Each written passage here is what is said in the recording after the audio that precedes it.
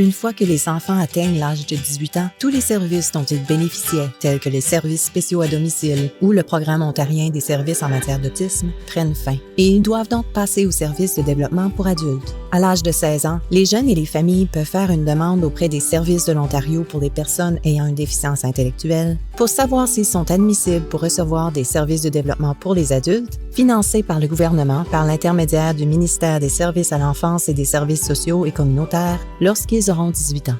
Pour nous, c'est un peu comme les âges et les étapes. Nous sommes passés par l'âge du nourrisson et du jeune enfant et nous avons utilisé tous ces services. Et maintenant, nous sommes au moment où Avery deviendra adulte.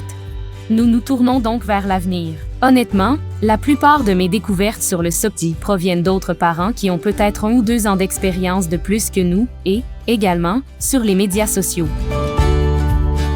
Donc, en sachant que SOPDI était quelque chose que nous devions commencer, j'ai immédiatement suivi sa page Instagram et j'ai assisté à quelques réunions virtuelles où j'ai simplement recueilli des renseignements.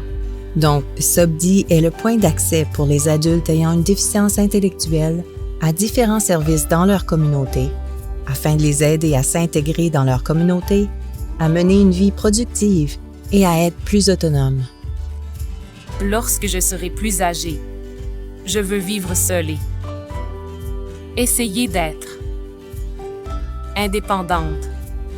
Oui, je pense que nos espoirs sont les mêmes que ceux de n'importe quel parent. Nous voulons que notre fille soit heureuse, qu'elle soit en bonne santé et, surtout, qu'elle soit indépendante. Je dois me concentrer sur l'avenir pour mettre les choses en place. Je pense que mes principales préoccupations sont les suivantes. Va-t-elle pouvoir vivre de manière indépendante, être heureuse et en sécurité? Ainsi, les services dont peuvent bénéficier les adultes atteints de troubles de développement peuvent être des aides au logement, des aides à la relève, le programme des travailleurs des services de protection des adultes, le programme des passeports et d'autres aides destinées à aider les personnes à s'intégrer dans leur communauté. Plus tôt vous commencerez, mieux vous serez préparé et moins la situation sera stressante pour toutes les parties concernées. La première étape de la demande SOPDI consiste à préparer les documents d'admissibilité. Les jeunes devront fournir une preuve d'évaluation ou de documentation psychologique, une preuve de résidence et une preuve d'âge.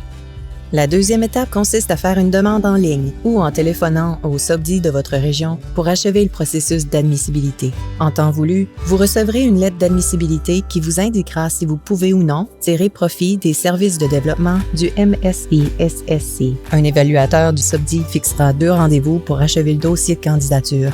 Il travaillera avec le jeune et sa famille pour déterminer le niveau de soutien dont ils ont besoin et pour les mettre en contact avec les services communautaires disponibles dans leur région. La dernière étape consiste à rester en contact.